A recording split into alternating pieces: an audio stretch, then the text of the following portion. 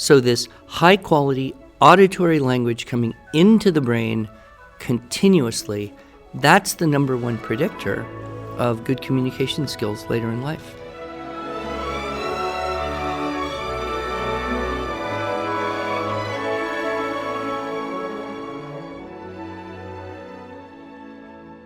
Hello, and welcome to the Arts of Language podcast with Andrew Pudewa, founder of the Institute for Excellence in Writing, or as many like to say, IEW. My name is Julie Walker, and I'm honored to serve Andrew and IEW as the Director of Marketing. Our goal here is to equip teachers and teaching parents with methods and materials which will aid them in training their students to become confident and competent communicators and thinkers.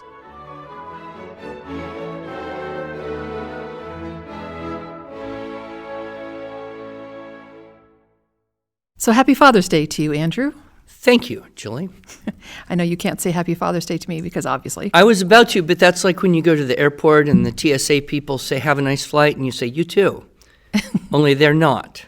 But it's, it is that kind of natural reaction. So we have to just be more careful about our listening and speaking, maybe.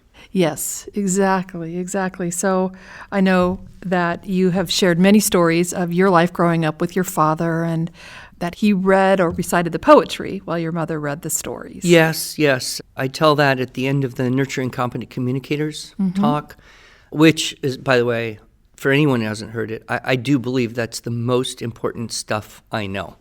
So if you haven't heard that talk, try and listen to it because that is foundational. All of the great teaching and everything we do really is going to be a function to what goes into the brain, building the language database through the primary means of listening to high-quality language in your environment continuously, i.e. being read to out loud in huge quantity all through your childhood and teenage years. And then number two, what you memorize, the language that you take into your mind and your heart and make fairly permanent part of your active vocabulary, active language use. So, yeah, those two things are just critical. I could talk about them all day. And I was a little sad that I didn't get the job as Secretary of Education because I was planning, if I got the job, to just stump the country continuously for as many years as I could keep the job, let the Washington thing run itself, and I'll just go out and teach parents and teachers about restoring literacy through these two means that really have to happen in the home. Right. And mom and dad.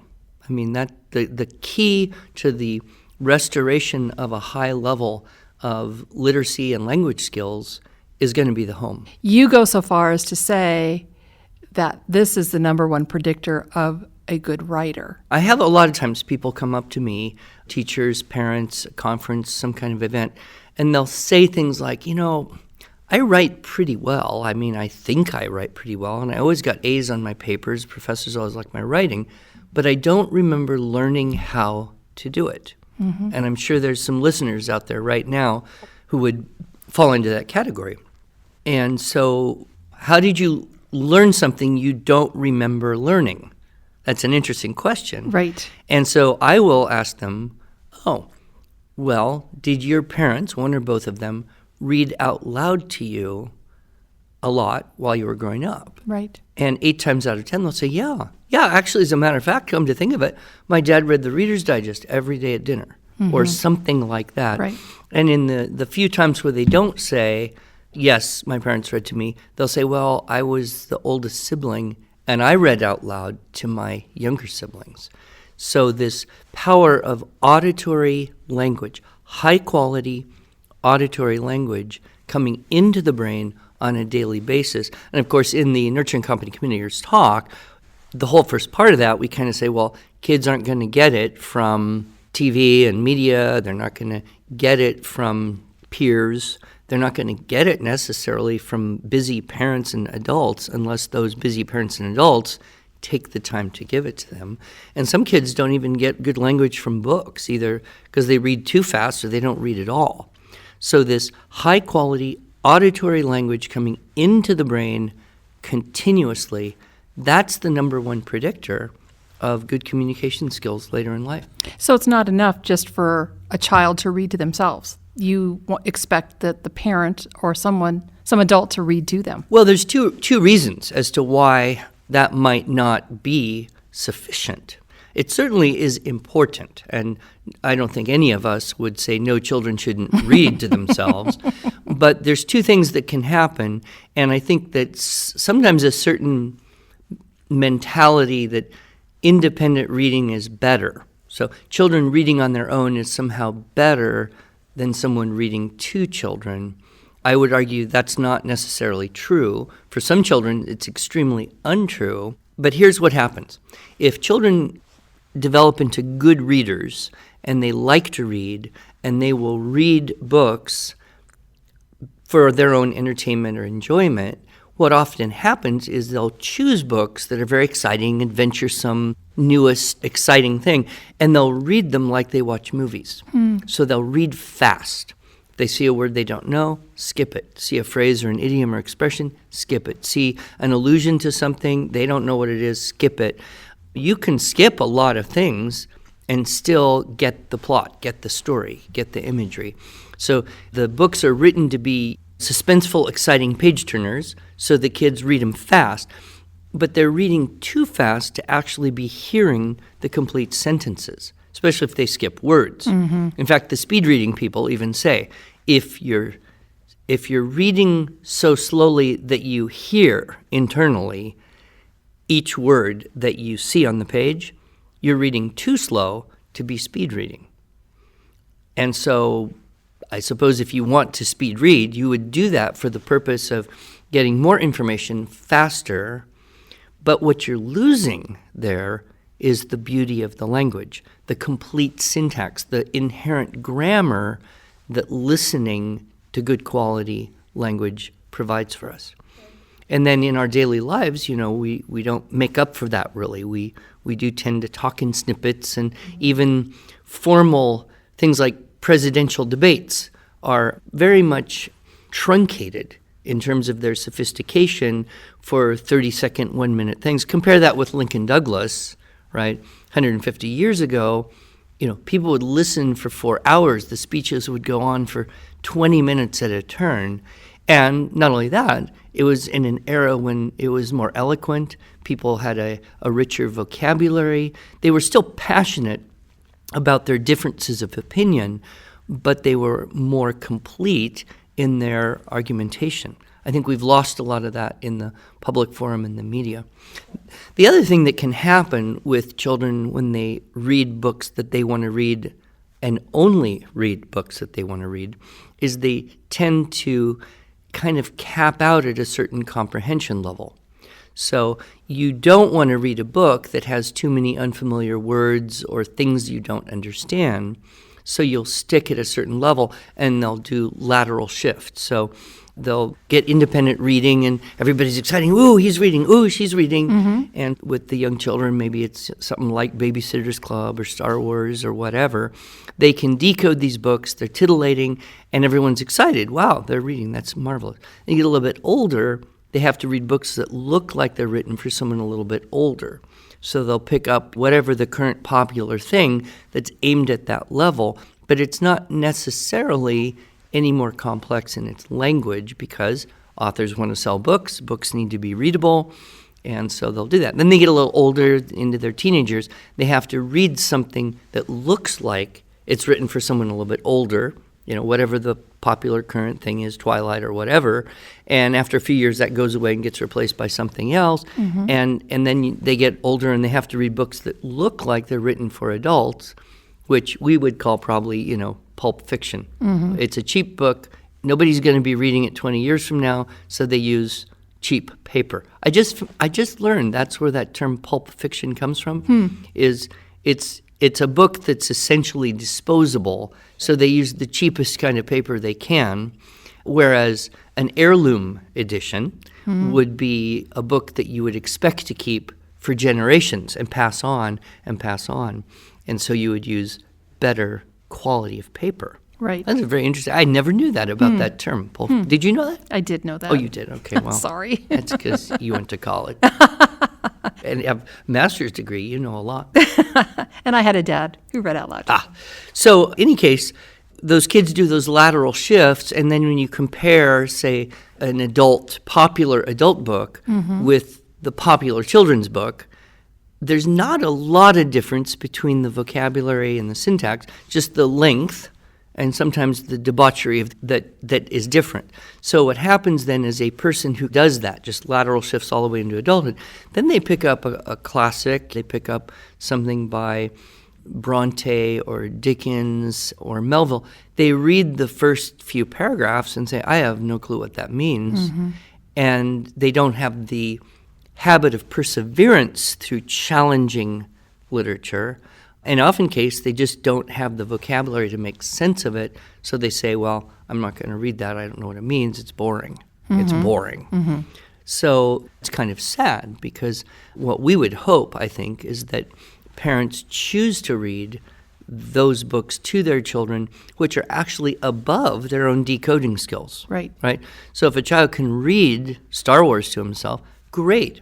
Then the dad could read Peter Pan, right? And when the child's able to read Peter Pan, then the dad could read Little Men or Little Breeches. And when the child can come up to that level, then the dad could read Horatio Hornblower. And so, the parents can read to the children just above their own decoding skills, and that pulls up comprehension, especially when you can talk about what do those words mean? What do those idioms mean? What's this an allusion to? How's this connected with geography or history or whatever?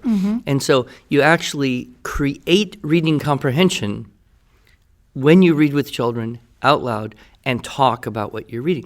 And really, the home is traditionally the place that has been done. I think you experienced that growing up. Yes. I experienced that growing up. But unfortunately, more and more, because of, I think, the twin challenges of technology and busyness, both of which are much greater now in the lives of children. Children are getting that less and less. And so parents have to be a lot more intentional to say, okay, turn their phone over or leave it in the other room, turn off the screens, everybody come, let's read and talk. Also, we have to be more intentional about just taking the time to do that. You've probably heard me tell the story. My father, he was an engineer. He did thermal transfer analysis for an aerospace engineering corporation. But he came home every day between 5:30 and 5:40. And if he wasn't home by 5:45, the world was disordered. Something serious had happened. There was a break in the natural order of life. Why? Because he left at 5, and he left his work at the office, and he came home, and then he played and had dinner and talked, and he was totally present in the home, and that was normal. And I know this has not been normal in my children's life, because I work a lot more than that, and I always have. And part of it's being self-employed. If you work at home, then you're always at work. There's that problem. But it's not just that. I know a lot of men, the expectation is that you will work 9, 10-hour days. You will work when we need you to work. You will work evenings and weekends if there's something that must be done. And there's this urgency that really can so easily eclipse the family. And so I think we've got to be on guard for that and realize that the children will grow up very fast. And I just graduated my last one from high school, and it's a long years of parenting. But then you think, wow, that went by fast. Yes. It's just, she was just a kid. Yep. He was just a little boy. She was a little girl, and now she's a mom with 2 kids of her own, and it happened like that. Right. So I always say, none of us dads are going to go to our deathbed and say, oh, if I could have just stolen 20 minutes a day from my family, I could die with my inbox empty. No, we're going to say the opposite, which is if I just trashed the whole inbox, stolen that time and given to my kids when they were with me, the world would be a better place. And so, and I think it's a hard time to wrestle with those variables of, how to be balanced, especially as a father with an important job, community responsibilities, a wife, children, and a little bit of me time as well so that you can do those other things well. It's a hard challenge. Right. Well, we do have an opportunity to support our fathers that want to play our little game. We have a little contest every year, and we call it Dad is Reading.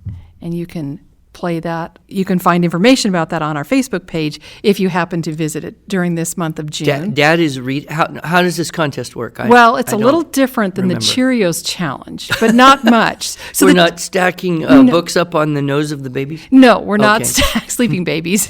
Sleeping babies. Maybe osmosis. Right, the books come in. I used to believe that when I was a kid, that if you slept on a book, it would come into your head while you're sleeping. So I used to do that. I put a different volume of the encyclopedia under my pillow every night. Yeah. Well, we should link to your article, Encyclopedia Dad. Maybe that's why you actually know so you much could, about but it's not true. I don't use them anymore. I just ask my phone like everybody else. So it's true. It's kind of tragic, but as an artifact of the way it used to be. Yes, exactly. So our Dad is Reading contest is simply this. Dad, read to your children. Take a picture of yourself doing that, either a selfie or have someone else take that picture.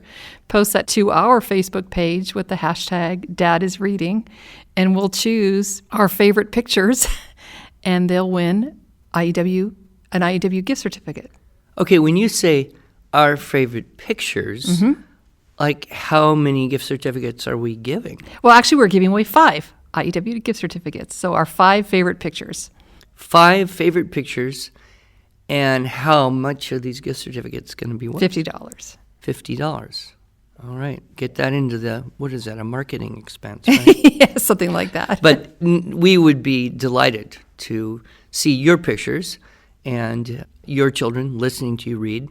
And I think, honestly, we should have moms judge the pictures. Oh, that's a good idea. Yeah, that's a good idea. I mean, rather than dads judging dads? Right. Or we could have kids judge the pictures. Yes. Maybe we should try that. Well, anyway, we'll judge them somehow. So they just post it on our IEW's Facebook page. Mm-hmm. And what if you don't have kids at home? Could you read to your grandchildren? I love that Would idea. that be fair? I mean, yes. If you have grandkids, you are a dad. Yes. My husband has adult sons now. That would be kind of odd for him to be reading to his Well, children it might at be this point. unique. It would be unique. That would be kind of interesting. It reminds me, though, of my good friend Andrew Kern. Mm-hmm. Someone was asking, well, when should you stop reading to your children? And he said, my father was reading to me out loud 6 months before he died. Oh, yeah, very sweet. The other thing, I wanted to squeeze this in because this was one of those moments where, as a dad, you just feel so grateful and happy. It was my adult daughter, Genevieve. Mm-hmm. She was staying at home, but she was in her early 20s. I don't remember exactly when she said this, but we were talking in the kitchen. She goes, Dad, when I read on my own, it's kind of like black and white.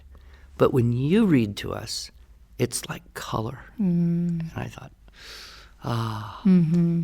Okay, so theoretically then I could enter this contest by reading to my grandson? Theoretically you could, but I'm afraid by association you would be disqualified. Oh, we have that disclaimer, no employees or families of employees may enter. Exactly. Okay. All right. Exactly. We'll send it out there and hope to see some cute pictures of dads reading to their kids. Yes, sounds great.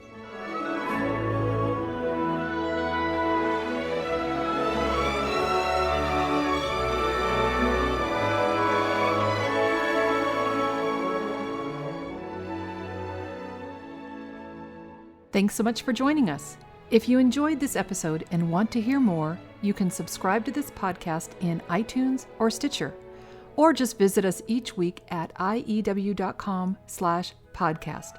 Until then, on behalf of Andrew Poudois and the team at IEW, I thank you for the privilege of allowing us to partner with you on this educational journey toward better listening, speaking, reading, writing, and thinking.